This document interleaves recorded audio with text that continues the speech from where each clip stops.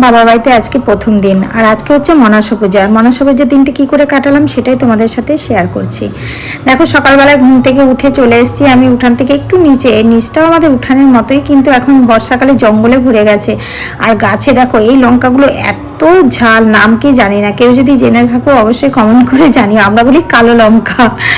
যাই হোক, এই গাছগুলো নতুন হয়েছে আর এই গাছগুলো না মরে না, সেই বছরকে বছর একদিকে ফুল থাকে একদিকে ছোট ফল, তারপরে আবার এই বড় লঙ্কাগুলো এরকমই হতে থাকে। তো একটা গাছ লাগালে যারা মানে আর কি গ্রামাঞ্চলে থাকে জানে যে মানে গ্রামাঞ্চলে তো লঙ্কা গাছ সবার বাড়িতেই থাকে, লঙ্কা অত কিনতে হয় না। আর এই যে এই জবা গাছটা আমার বাড়িতেও আছে, মানে আমার শ্বশুর বাড়িতেও আছে।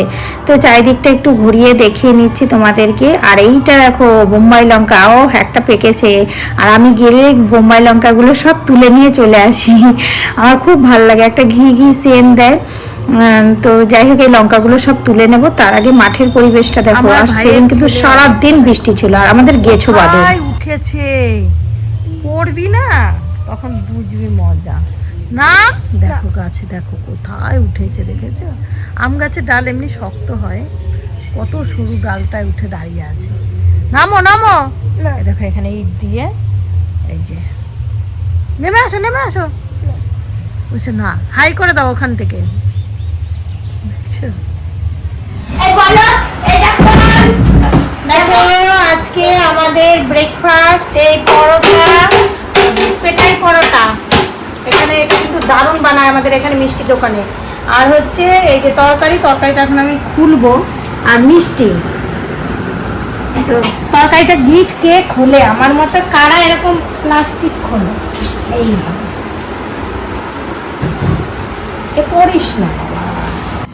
এরপর দেখো কাঠের উনুনে আমাদের রান্না হচ্ছে। মায়ের শরীরটা খারাপ, তার জন্য ঝিলিকি রান্না করছে, আমি হাতে হাতে একটু আধটু করে দিয়েছি। আর এই যে রান্না হচ্ছে এখন, এটা হচ্ছে মাছের তরকারি হচ্ছে। মানে আমাদের পুজোর দিন মানে বাড়িতে তো খায়, তো সোমবার হলে খেত না, তো মঙ্গলবার আজকে বাবা বাজার থেকে মাছ এনেছে। আর পরে দেখা যাক কি হবে। আর বৃষ্টিতে কি অবস্থা, তো যে এখানে ফুটবল খেলছে ও ফুটবলটাও নিয়ে এসছে। আর এদিকে দেখো আমাদের কলতলা মানে পুরো জলে চ্যাপচ্যাপ করছে, সারা দিন বৃষ্টি হয়েছে। আর এই দিকে দেখো দুপুরবেলা হালকা একটু রোদ হয়েছে। আর দেখো এখানে মিনি পুষি আমাদের পাশে দাদা বাড়িতে, তো এসে রোদ পোয়াচ্ছে, দেখেছো? বাঘের বাচ্চার মতো দেখতে। আর ওই যে আরেকজন, এরা দুজনে সবসময় একসাথেই থাকে, মানে এত ভালো লাগছে না, কাছে গেলেও মানে সরবে না।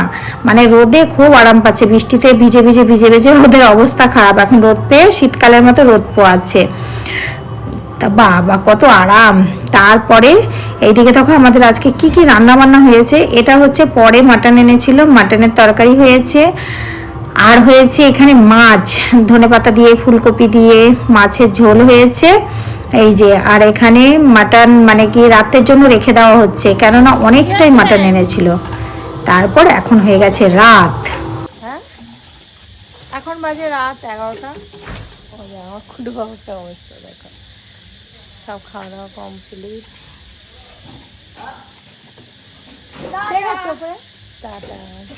ও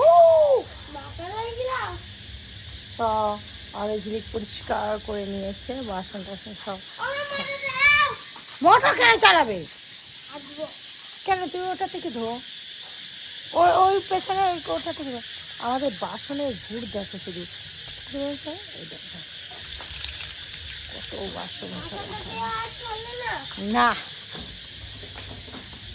বলছে বাসনটাকেও আর ছাড়লে না। বাই। আর আমি চলে এসেছি ঘুমাতে। আর এইখানে দেখো মাছের জলগুলো পাল্টানো হয়নি, কেননা এখানে কেনা জল দেয়, তো কেনা জল দুদিন থেকে বৃষ্টির জন্য দিয়ে যায়নি, তো তার জন্য পাল্টানো হয়নি। তো আজকে জল দিয়ে গেছে, কালকে এটা পরিষ্কার হবে, তার জন্য ভালো করে দেখা যাচ্ছে না ওনাদেরকে। আমার ভিডিওটা কেমন লাগলো অবশ্যই কমেন্ট করে জানাবে। তো আজকের মতো এতটাই, আবার দেখা হবে নেক্সট ভিডিওতে। ততক্ষণ সবাই ভালো থেকো, সুস্থ থেকো, আর অনেক অনেক অনেক হ্যাপি থেকো। বাই।